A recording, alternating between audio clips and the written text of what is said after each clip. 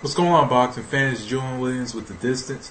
I have another video for you guys today. I'm going to touch on this Jesse Brinkley versus Curtis Stevens that took place on ESPN. I said there were so many cards this weekend. I want to watch the Campillo Shumanov matchup again.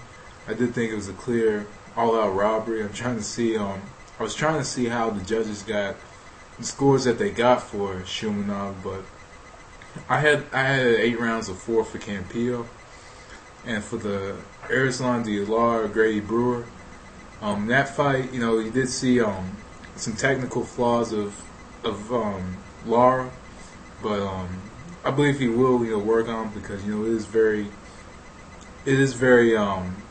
he just started his career a couple years ago, so it's very early in his career, so he can work on that stuff, but overall, there were good matchups on the Golden Boy card, the top ranked card. The following day was pretty good. And there's a Showbox card with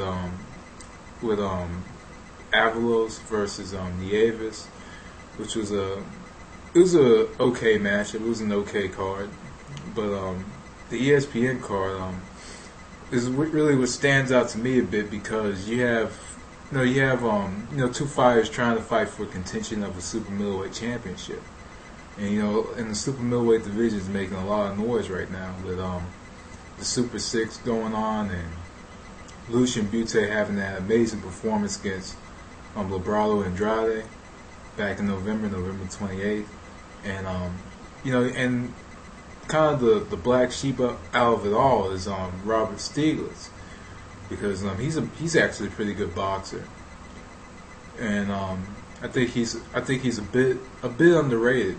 A lot of people don't even rate him, but because there's some fighters in the Super Six. A lot of the fighters in the Super Six are actually rated higher than him, I believe. But anyway, this matchup, Jesse Brinkley versus Curtis Stevens. I didn't do a prediction for this matchup because, to be quite honest, I'm kind of glad I didn't do a prediction, because to be quite honest, I thought that Curtis Stevens was going to go in and just take out Jesse Brinkley. I've seen a lot of Jesse Brinkley clips. I've seen a lot of his fights. I remember him from the Contender, the first season. I remember all that from Jesse Brinkley, and I've seen him. But I said this like Wednesday night. I said that this is one of those matchups that could change from one punch. It just takes one punch to change the course of a boxing match, and it wasn't necessarily this in that matchup. I was thinking that this was going to be very action-packed, exciting, but I thought it was going to be one side for Curtis Stevens. But this matchup actually came out much differently than I expected it to come out. I had to fight 10 rounds of 2 for Brinkley. I thought that Brinkley just simply outboxed Curtis Stevens, and you saw, and there were actually quite a bit of flaws that you saw from Stevens in this matchup. That main flaw of Curtis Stevens is that he kept leading in with the hook. He was beating him to the punch when he was using his jab, but he kept trying to throw the hook. And every time he threw the hook, Brinkley threw his left jab. He threw his left jab. He was beating him to the punch. He was, and during exchanges, he would start off the exchanges. Sometimes he didn't end them, but he started off the exchanges and pretty much was just the ring general. There was just times that it would look like Stevens was going to get around, and Brinkley just took it away from him. It was in Brinkley's hometown, and you kind of knew if the fight was going to go to a decision, then it would have went to Brinkley anyway, most likely due to it being his hometown. Especially if it was a close fight, but it wasn't a close fight by any means. But I guess Stevens got discouraged in the fight, and just kept leading in with the hook, and he knew he was going to get hit, with the straight left, but he just kept leading in with the hook.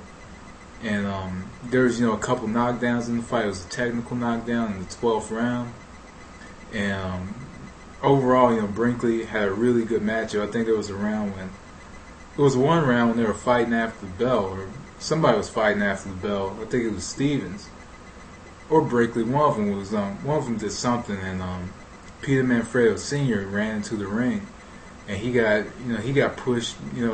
I guess he had to be about 10 feet away from the ring or something like that.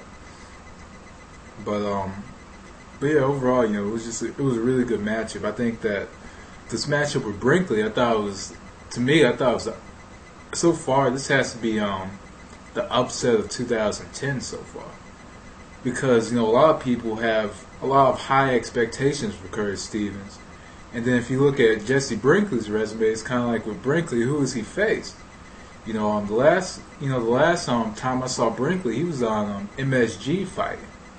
He's fighting on MSG and another channel they used to be called Sun. He was fighting on those type of networks, and to be on ESPN, after the Contender. I just thought that he was gonna get blown out of the water. That was just my personal opinion. I thought that Stevens learned from that from the Darrell loss. Thought he learned, and Darrell did. I do believe in that match Darrell ran most of that matchup, but overall, it was a clear upset, if you ask me, because a lot of people just have high hopes and high expectations for Curtis Stevens, because he was a pretty good amateur. He fought Alan Green. That fight's on YouTube, but overall, he was just clearly outboxed, beat to the punch, and Brinkley just moved side to side on him. But anyway, that was the distance. Thanks for watching. Peace.